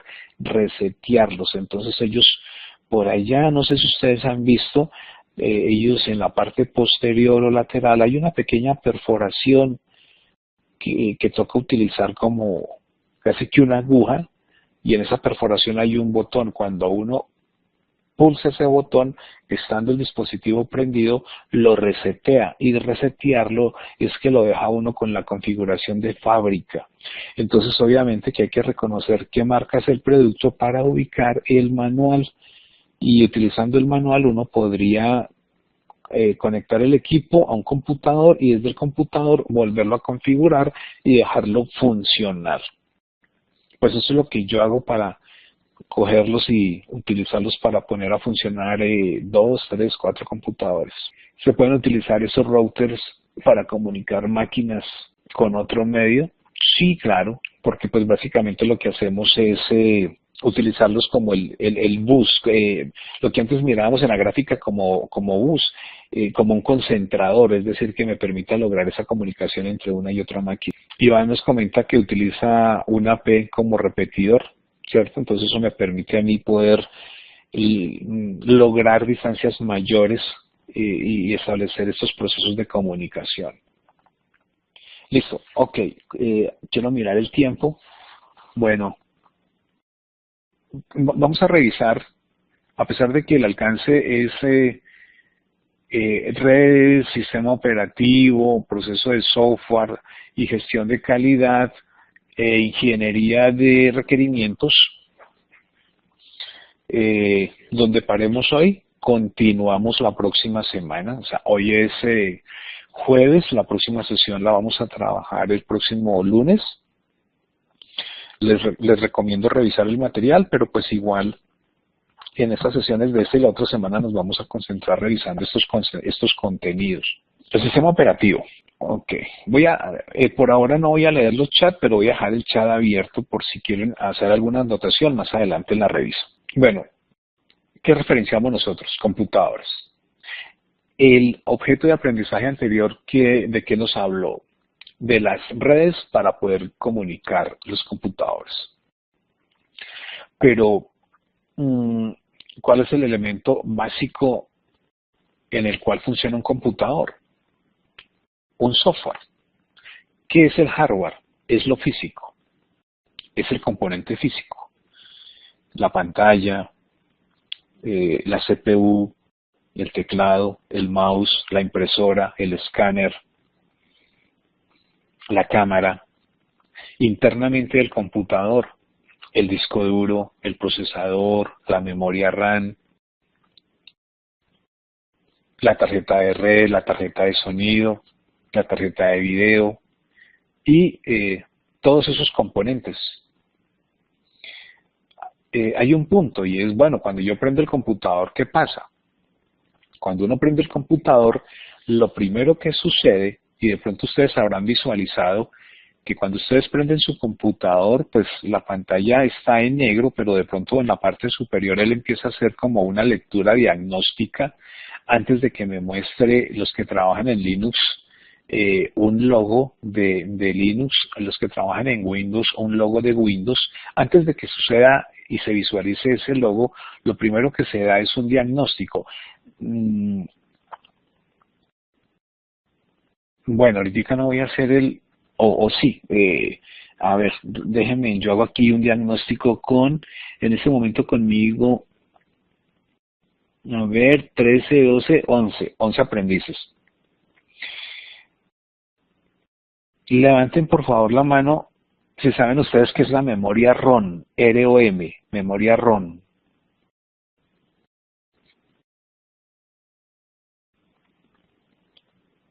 Tres de 11, 4 de 11. Importante para esas pequeñas preguntas que voy a hacer en los próximos minutos su participación, porque eso nos da la referencia del estado del arte del conocimiento que tenemos. 6 de 11. Bueno, ok, gracias, bajemos la mano. Entonces, para los que no saben qué es la memoria ROM traduce memoria de solo lectura. En la memoria ROM hay unos programas, digamos que fueron colocados por el fabricante y donde básicamente esos programas lo que tienen es son rutinas que permiten referenciar el hardware que está conectado, los periféricos que están conectados. Entonces, cuando uno prende el computador, lo primero que sucede es que se ejecutan esos programas para diagnosticar qué hay ahí. O sea, él diagnostica si tiene memoria RAM o no, si tiene disco duro o no, si tiene teclado o no. Él hace todo ese mapeo de los recursos que físicamente hay dentro de la máquina. Ahora, ¿en dónde se hace eso? Eso no se hace en la memoria ROM. Entonces voy con la siguiente pregunta. Levantemos por favor la mano si reconocemos qué es la memoria RAM. 2 de 11, 3 de 11, 5 de 11. Ok. Listo, bajemos la mano. Los que no saben, bueno, ¿qué es la memoria RAM? RAM. La memoria RAM dice Random Access Memory. La memoria RAM es una memoria aleatoria, temporal, donde lo que está almacenado allí permanece solamente cuando el computador está prendido. Entonces, si mi computador no tiene memoria RAM, ese diagnóstico que yo les digo cuando se prende el computador, pues no se hace. Entonces, si mi memoria RAM está dañada o el computador no tiene memoria, uno prende el computador y suena un pito de alarma. Ese es el diagnóstico que la memoria o no tiene o está dañada. Después de que sucede ese diagnóstico, entonces la memoria, el proceso se libera y se le pasa al sistema operativo. Y es cuando ustedes ven que se empieza a cargar Linux o se empieza a cargar Windows como sistemas operativos. Y pues fundamentalmente nosotros con el sistema operativo lo que vamos a hacer es administrar esos recursos de hardware. Un sistema operativo es el software que realiza la gestión de los procesos básicos de un sistema informático y permite la ejecución del resto de las operaciones. Cuando un programa desea acceder a un recurso, no necesita enviar información específica a los dispositivos periféricos, simplemente envía la información al sistema operativo y éste, a su vez, transmite a los periféricos correspondientes a través de su controlador o driver. Entonces, cuando ustedes están en Word y hacen una carta y la quieren imprimir, cuando ustedes pulsan el icono de la impresora, lo que le están es dándole una orden a Word, donde Word se comunica con el sistema operativo para que el sistema operativo verifique si hay una impresora conectada. Entonces, si se les olvidó prender la impresora, les aparece un mensaje de error porque la impresora no está conectada. Entonces, ahí hay unos procesos de comunicación entre el software que estoy utilizando y el sistema operativo y el periférico que se quiere utilizar. ¿De acuerdo? De pronto ustedes han escuchado las últimas dos palabras que aparecen acá, controlador o driver. Resulta que para que un dispositivo pueda ser reconocido, pues debe estar configurado. O sea que si yo conecto algo al computador, ese algo debe tener unos drivers, que son unos archivos que son leídos por el sistema operativo, leídos e interpretados de tal manera que se permita hacer la comunicación establecer la comunicación entre el dispositivo y el sistema operativo. Entonces ustedes en su computador, por ejemplo, si tienen un portátil con cámara y no tienen el driver de la cámara, pues no la pueden usar. Y a veces es el problema cuando actualizamos nosotros computadores viejos, donde instalamos nuevos sistemas operativos y estos nuevos sistemas operativos no reconocen esos periféricos porque son viejos. Y ahí es cuando nos tardamos intentando buscar los famosos drivers para poder configurar ese tipo de hardware que normalmente es viejo. Digamos que los sistemas operativos intentan reconocer un buen número de productos hoy día, pero pues es factible que si mi producto es viejo no pueda ser reconocido. O viceversa, viejos sistemas operativos instalando hardware nuevo, él no lo reconoce. Entonces por eso analizamos cómo es pertinente tener un sistema operativo de respaldo, que tenga respaldo. Ese es el problema del software pirata, que si yo quiero actualizar Windows, pues tengo que tener Windows licenciado, pero mi software es pirata. Cuando intento hacer el licenciamiento, Windows detecta y me dice, vea, su copia es pirata. En este momento en las versiones de Windows ya no hay soporte para Windows 7. Eso quiere decir que casi que en este momento necesitamos tener nuestras máquinas en Windows 10. Pero ¿qué pasa si mi computador es viejito? Ahí es cuando empezamos a tener dificultades, pues de pronto nos encariñamos de los computadores porque es que fue mi primer computador hace 12 años, pero pues caray, sí que tecnológicamente ya perdió vigencia y tendríamos que pensar en la reposición de la máquina. Hoy casi que las reposiciones de las máquinas las estamos haciendo entre cada 3 y 4 años, solamente por los cambios que hay en los sistemas operativos. Bueno, vean que en la medida que vamos avanzando en el curso, vamos mejorando, digamos, hablemos de un léxico mucho más técnico. Las personas que en un ambiente tecnológico hacen uso de las máquinas, pues los usuarios, ¿cierto? Un poco corregía yo algunas de las preguntas de sus entrevistas. Le interesaría un sistema de información y la persona nos va a decir, ¿y qué es un sistema de información? Pero si yo le digo, le interesaría un software, de pronto la gente asocia un poco más la palabra software, pero de pronto confunde entre software y hardware. Pero de pronto la palabra aplicación es un poco más digerible, digamos, para una persona que tiene medianamente contacto con tecnologías de información. la aplicación como los programas de computador.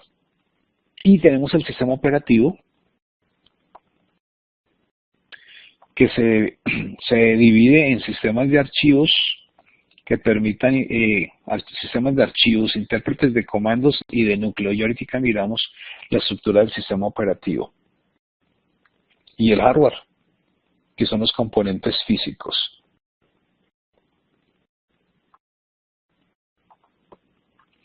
Aquí están los componentes del sistema operativo. Todos los sistemas operativos tienen un núcleo y el núcleo es el que me permite poder establecer la comunicación entre los periféricos, todos los componentes que hay en la máquina. Procesador, memoria RAM, disco duro, el mouse, teclado, pantalla, cámara y todos esos elementos que podemos nosotros tener conectados. Lograr esa comunicación la hacemos a través del núcleo. Luego miremos acá la definición. ¿De acuerdo? Funciones básicas del sistema operativo, como por ejemplo la gestión de la memoria, de los procesos, de los archivos, el intérprete de comandos. Yo puedo darle órdenes al computador. Entonces, ese es el intérprete de comandos. Les voy a compartir, permítanme, les comparto. Me salgo un momento de aquí para irles a compartir esto. Entonces les estoy compartiendo, este es el intérprete de comandos. Este es el intérprete de comandos y esto que estoy escribiendo son instrucciones. Aquí estoy visualizando qué hay en mi unidad C, qué hay en mi unidad D. Aquí puedo ir, por ejemplo, a una carpeta que se llama proyectos, mirar qué hay ahí. Entonces, ¿qué estoy haciendo acá? Dándole órdenes. Dándole órdenes. Aquí básicamente estoy haciendo como consultas. Entonces, este tipo de orden, esto lo vamos a trabajar más adelante. Por ejemplo, algo sencillo, ipconfig. Resulta que mi computador en una red tiene una dirección que se llama la dirección IP. Entonces, en este momento, la dirección de mi computadora es esta. ¿Quién me entregó esa dirección? El router. El router. ¿Y por qué va a ser importante? Porque más adelante cuando empezamos a hablar nosotros de nuestra base de datos, y si vamos a hablar de una base de datos en la cual nos vamos a conectar desde varios computadores, pues ese servidor de la base de datos, ¿cómo hago yo para conectarme al servidor de la base de datos? A través de una dirección IP. Vamos a intentar hacer una práctica donde yo voy a tener una base de datos y ustedes se van a conectar a mi base de datos y van a hacer transacciones en mi base de datos. Para eso necesito reconocer cuál es la dirección. Por ejemplo, mi dirección 192.168.56.1. 192.168.1.4, por ejemplo. Yo aquí lo que estoy haciendo es estableciendo una comunicación con una dirección. Cuando él me muestra esto es porque está respondiendo favorablemente. Entonces aquí básicamente lo que estoy probando es la comunicación con algún sitio. Normalmente me permite verificar, luego miramos ese contexto de comandos para manejar cierta navegabilidad. Y ese es el intérprete de comandos. Y hablamos de el sistema de archivos, de eso sí me parece relevante en este momento. Identificar un par de cosas. La estructura física de los archivos la podemos estableciendo a través de varios esquemas. Nos interesan estos, los FAT y los NTFS. FAT. FAT, ¿qué es FAT? FAT que traduce file a location table. A ver, acá quiero mirar la figura. El almacenamiento interno de la información, que es un almacenamiento, a ver, es que de pronto en otra clase vamos a hablar del sistema numérico binario y hexadecimal. Entonces yo puedo hacer una lectura de cómo se almacena la información físicamente, y para eso trabajo un sistema numérico hexadecimal. Entonces yo aquí lo que tengo son números en hexadecimal. Pero pues igual, entre NTFS y FAT, los dos para visualizar la información, lo hago de la misma manera. Lo cierto es que quiero buscar acá esta imagen, que cuando yo trabajo los archivos en un sistema FAT, él me permite manejar una combinación de valores asociados al archivo, que son los atributos y los datos. Los atributos, que son como las propiedades, y los datos, la información misma. Pero con respecto al NTFS, que también tiene atributos y datos, algo muy relevante en el NTFS es la seguridad.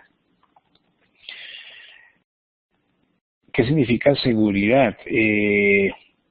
Unos niveles de protección que yo puedo establecer sobre los archivos. En otra sesión, la próxima semana, les muestro cómo, por ejemplo, yo protejo las memorias cuando las formateo. Uno puede formatear en formato FAT o en formato NTFS. Yo personalmente todo lo formateo en NTFS porque puedo manejar unos niveles de seguridad, lo que no sucede aquí en FAT.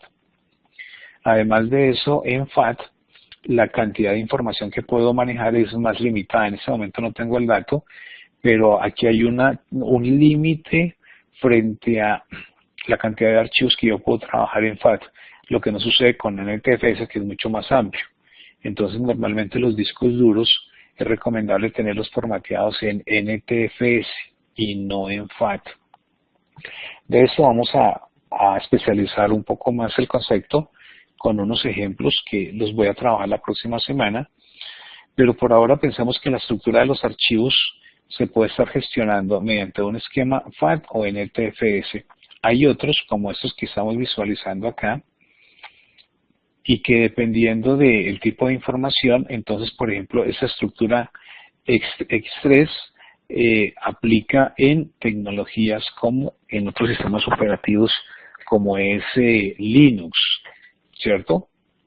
Recuerden que estamos hablando de sistemas operativos, entonces algo relevante en la administración de los sistemas operativos es la administración de los archivos, donde en ese sistema de archivos es la estructura que manejan los archivos en el almacenamiento, que puede ser FAT o NTFS. Windows maneja los dos formatos. Linux no maneja NTFS, maneja FAT y X3. Ese es un tema que voy a documentar y ampliar la próxima semana. Por ahora sería el tema informativo. Algunas funciones que podemos nosotros canalizar con el sistema operativo. La gestión de procesos, digamos, de los programas que corren en un momento al computador. La gestión de la memoria, la administración de la memoria RAM. Gestión de entrada y salida, o sea que me permita a mí poder comunicar mi computador con otros periféricos. La gestión de archivos, toda la administración de los archivos almacenados, que él me permita a mí crear, eliminar archivos, sacar backups o copias, crear o eliminar carpetas. Gestión de comunicaciones, establecer comunicaciones a través de mecanismos, por ejemplo, conexiones virtuales entre aplicaciones. La gestión de recursos, esto es para medir como el rendimiento. Entonces, a ver si él me permite abrir, estoy abriendo acá internamente un programa, si él me permite abrirlo, lo comparto con ustedes. No sé si han trabajado ustedes con este administrador de tareas, ¿cierto?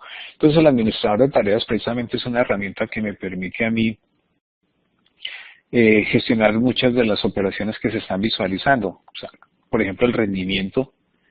Yo aquí puedo visualizar como en ese momento el comportamiento de mi máquina es un Core i7, tiene 8 GB de RAM, y él me está mostrando en ese momento el uso de la memoria.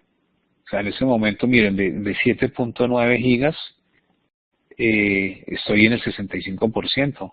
Y en ese momento, visualizando, mi consumo está, programas que tengo en ejecución, el de la transferencia de la sesión y las páginas de internet, y no tengo ningún software de productividad, o sea que vean que hay un alto consumo de memoria. Él aquí me está mostrando la gestión de los discos, del disco que está particionado en 6D. Aquí hay como un bajo consumo en el uso. Y miremos aquí el Wi-Fi. Entonces miren aquí el comportamiento de mi Wi-Fi. Toda vez que en ese momento estoy conectado es por Wi-Fi. No conecté el cable físico. En este momento el Bluetooth no lo tengo, no, pues yo tengo algunos dispositivos parlantes, los audífonos en Bluetooth, pero no tengo nada de eso conectado, por eso no está habilitado en este momento. Ethernet, no tengo la red Ethernet conectada. De pronto la próxima semana lo probamos. Entonces aquí básicamente lo que hace 14 horas que estoy conectado hoy.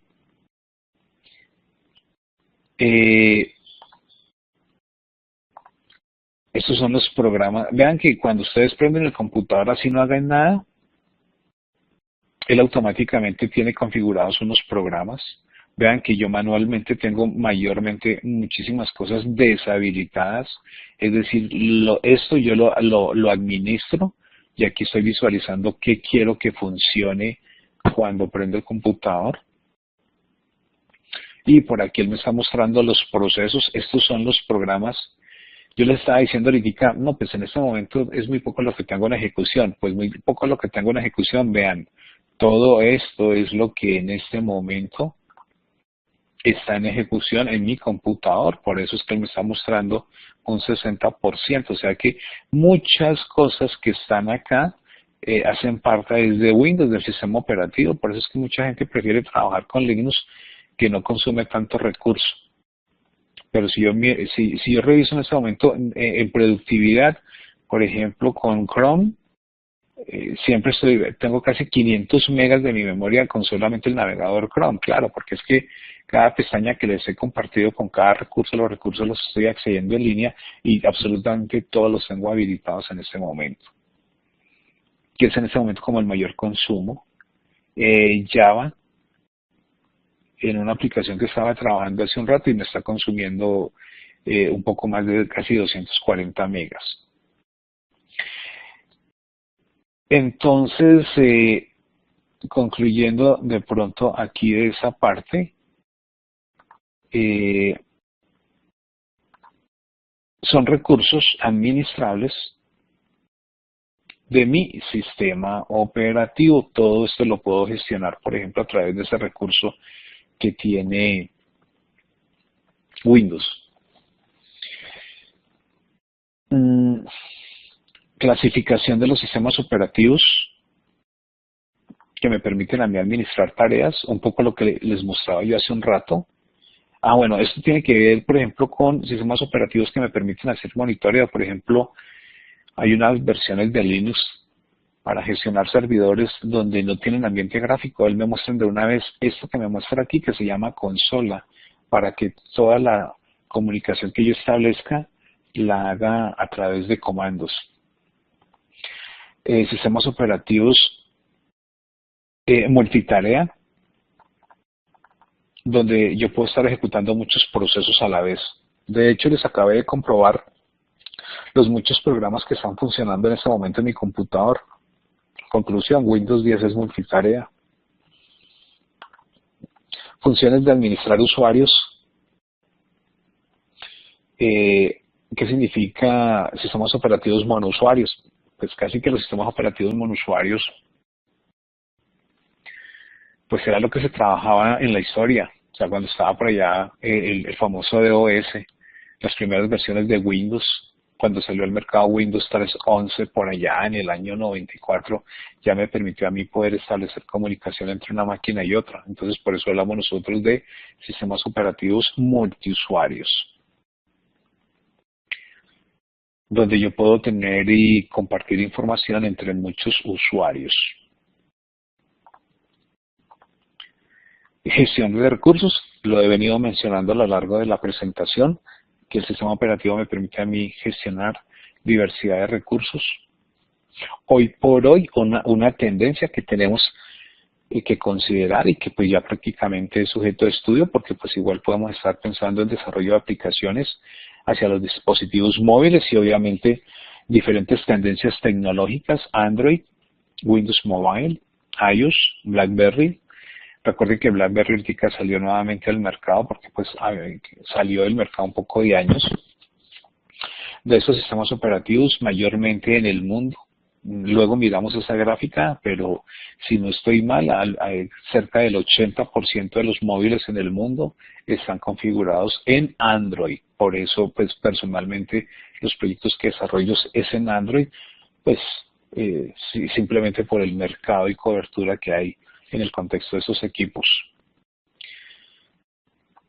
Sistemas operativos de red. Entonces, la posibilidad de comunicar máquinas, varias máquinas y desarrollar procesos de administración. A pesar de que yo con Windows, en este momento mi máquina es Windows 10, la puedo conectar a una red, hacer la administración de la red si no lo hace Windows 10. Yo tengo que tener un sistema operativo que me permita poder administrar los usuarios en una red. Un poco algo que comenté hace un rato que se llamaba el directorio activo. Entonces eso lo tiene una versión de Windows que se llama Windows Server. La última versión es 2016. Entonces normalmente ese recurso pues se tiene en una empresa. Obviamente hay que comprarlo, ya la licencia ya no vale 600,000 pesos como una licencia de Windows 10, sino que ya estamos hablando de millones. ¿De cuántos millones? Depende de la cantidad de usuarios que yo voy a tener. Los sistemas operativos se compran de acuerdo a la cantidad de usuarios. Si quiero hasta 50 usuarios, 100 usuarios, más de 500 usuarios, entonces se paga por cantidad de usuario. Unix, que en su desarrollo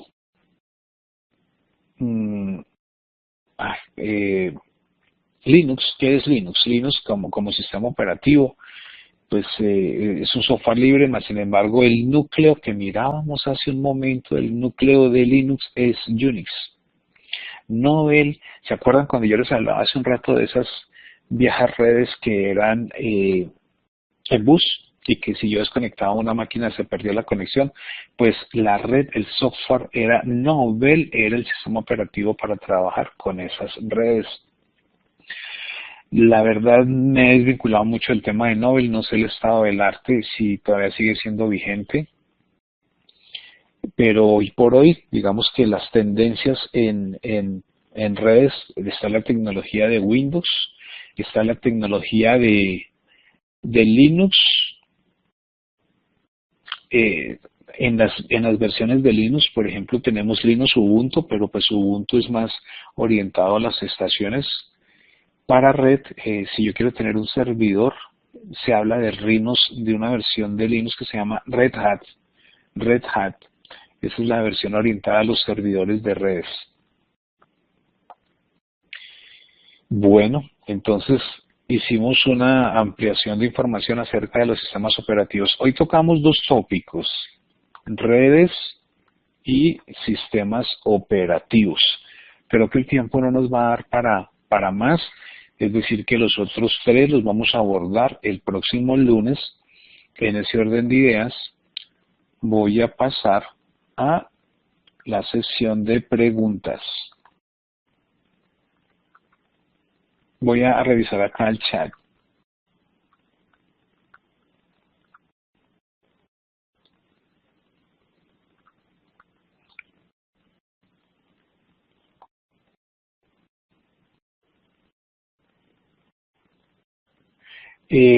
Bueno, estoy leyendo en el chat, Fernando, en el tema de los drivers para cualquier PC. Pues vean, la verdad y técnicamente lo que hay que hacer es que tenemos que ir a la página oficial.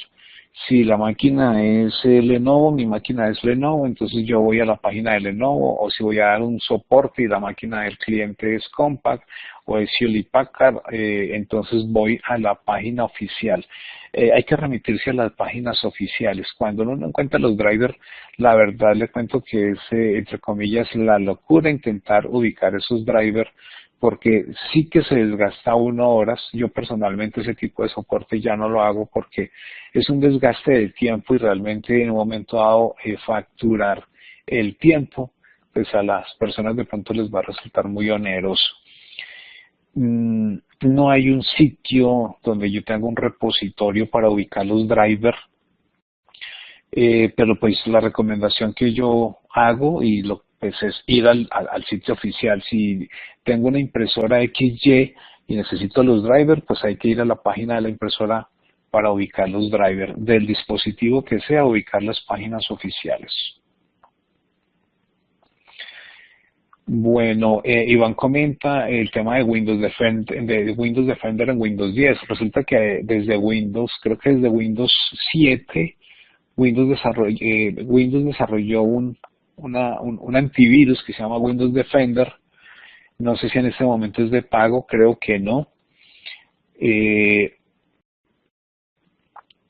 Que es como la opción mínima de tener una protección de Windows. Digamos que una protección mínima de Windows, si uno no tiene una vacuna instalada, es al menos habilitar este Windows Defender.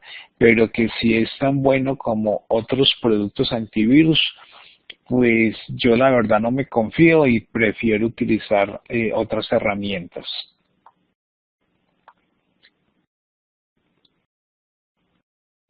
Me está preguntando Fernando que cómo se deshabilitan las actualizaciones automáticas en Windows 10.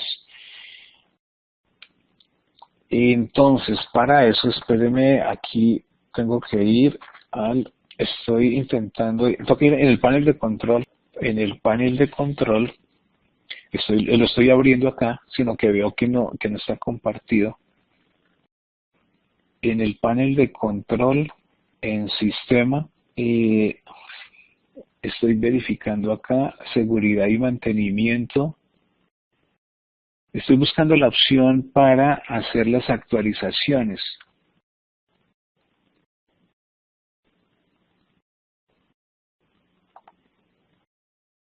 No, ahorita no la tengo en mi cabeza. Configuración avanzada. No, eso que por el panel de control para verificar dónde está la administración de actualizaciones y se deshabilita.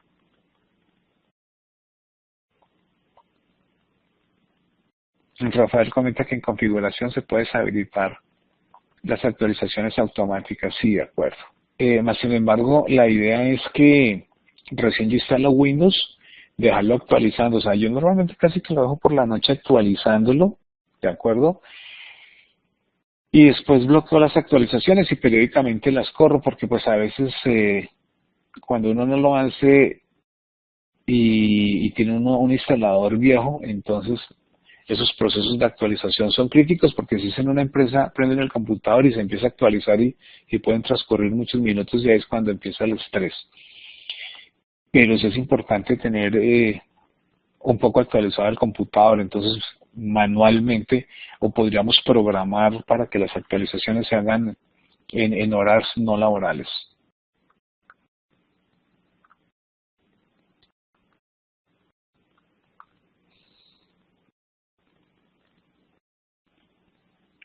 Bueno, entonces, a ver, estoy atento si tienen alguna inquietud adicional. Un poco la recomendación del trabajo de hoy es revisar esos materiales. Mañana voy a preparar unos documentos que sean muy puntuales y precisos y nos permitan afianzar ese contexto que tiene que ver con redes y con sistemas operativos. Es importante, repito, a todos que profundicemos un poco.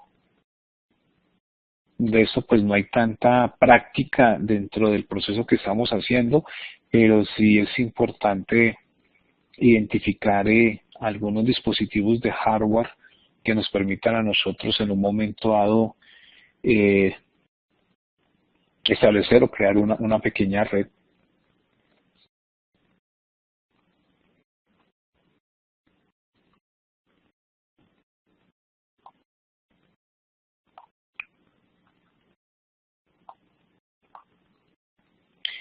En la semana pasada, un compañero instructor del CERN me decía, yo uso Linux hace 15 años porque ahí no tengo problemas de virus. Y está trabajando con Ubuntu, ¿cierto? Excelente. O sea, trabajar en el tema de Linux es excelente. De hecho, yo en este momento estoy trabajando. En este momento tengo dos computadores. Uno en el que estoy haciendo la interacción con ustedes y el otro donde estoy visualizando cómo me ven ustedes, cómo me están percibiendo. Esto me ha permitido y pues ahora intento hacia futuro utilizar las dos máquinas porque pues voy a poder monitorear cómo me perciben. Creo que en una sesión me decían, no, que salen muchos cuadros negros. Y claro, intento mejorar la calidad de la presentación. La idea de esa otra máquina es instalar los dos sistemas operativos para hacer la simulación también utilizando Ubuntu. De pronto, ¿por qué es bueno explorar Ubuntu? Porque podemos encontrar un escenario donde los usuarios están trabajando es con Ubuntu. Entonces, es importante que exploremos un poco el tema de Ubuntu porque es válido y tiene una vigencia total. Además que, por ejemplo, cuando yo les hablaba hace un rato de los firewall, yo puedo obtener de manera gratuita y crear servidores de firewall utilizando Ubuntu. Entonces, pues no tengo que pagar licencia y pues de ahí a pagar unos millones en otras tecnologías, pues bien vale la pena hacer esa verificación. De pronto, ¿qué es lo que no me gusta a mí de Ubuntu? Pues es que como el software es libre, pues hay muchas cosas que uno quiere hacer y que se limita en el ámbito de Ubuntu.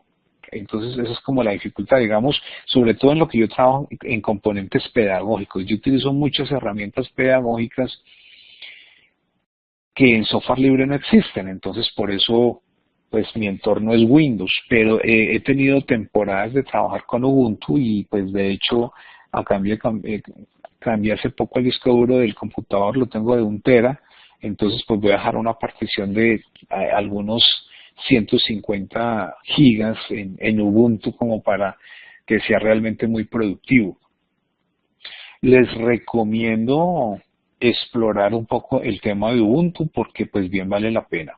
Además que podríamos contrastar y visualizar el comportamiento de lo que hagamos en Java y visualizarlo cómo se comporta en Ubuntu y cómo se comporta en Windows.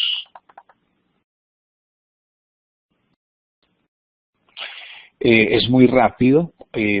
Ustedes observan ahorita la gran cantidad de archivos en ejecución que me está manejando Windows. Ubuntu es mucho más limpio, no consume tanto recurso, entonces es mucho más eficiente. La limitación que yo le veo en este momento es mis recursos pedagógicos, pero para productividad sí que es muy eficiente, digamos empresarialmente, para tener mi base de datos. Hablemos de MySQL en el ambiente de Ubuntu, pues es interesante. Por ejemplo, no solamente MySQL, hay otra base de datos Postgres que también es libre y al trabajar en Ubuntu va a ser muy seguro en el tema de virus. Entonces, eso es lo que hace que desde el punto de vista empresarial, trabajar Ubuntu como servidor para la base de datos sea significativo. Y si estoy trabajando con PHP o con Java, entonces sí que estaríamos trabajando a un excelente nivel empresarialmente. Entonces, no echemos de saco roto el querer avanzar y trabajar en el ambiente de Ubuntu. Bueno, ¿qué otra inquietud tienen? ¿Qué otra inquietud? Sonia, Tatiana, Wilmer, Elmer, Cristian. A ver, levantemos la mano frente a la actividad que desarrollamos hoy. ¿Fue claro un poco la presentación que se hizo? Iván, Norberto, Sonia, Wilmer. Ok, Sonia. Y el comentario va para todos. Yo sé que el tiempo que utilizamos es muy corto en la socialización que estoy haciendo, entonces sí les recomiendo ampliar cada tema, no solamente utilizando los recursos que están en este momento preconfigurados en la plataforma, sino los que les voy a compartir. Entonces, digamos que lo que yo estoy haciendo es la presentación, no es un curso magistral de salón porque el tiempo no nos daría, pero sí es apenas una presentación de orientación para que ustedes como que tengan una línea a seguir en la consulta de los materiales que están dispuestos en el aula virtual y otros que yo les voy a proponer. Entonces, pues, bien que vale la pena revisar y ampliar todo ese material y lo vamos a ir fortaleciendo. O sea, no en 8 días nos vamos a volver expertos identificando las tipologías de la red, los equipos, los sistemas operativos. No, esto es un ejercicio constructivo y que en el tiempo pues lo vamos a ir desarrollando. Entonces no se desanimen en que de pronto hay cosas que no nos están quedando claras. No. O sea, todo lo contrario, que sean más bien elementos motivacionales de consulta y de revisión. Obviamente con mi acompañamiento, entonces por favor no duden en preguntar, no solamente acá en el chat, recuerden que está el foro técnico, está el WhatsApp o está mi correo. Utilicen todos esos mecanismos de comunicación, que es lo que nos permite realmente poder fortalecer este ejercicio pedagógico, ¿de acuerdo? Iván levantó la mano, cuénteme. Ok. Espero que el ejercicio pues haya sido significativo para ustedes. Reitero, no es una clase magistral, apenas si oriento los elementos asociados a cada uno de los objetos de aprendizaje. Hoy trabajamos 2, redes y sistemas operativos. El lunes vamos a hablar de los otros 3, procesos de software, gestión por procesos y calidad e ingeniería de requerimientos. ¿De acuerdo? Continuemos avanzando en las otras, en las evidencias que estamos manejando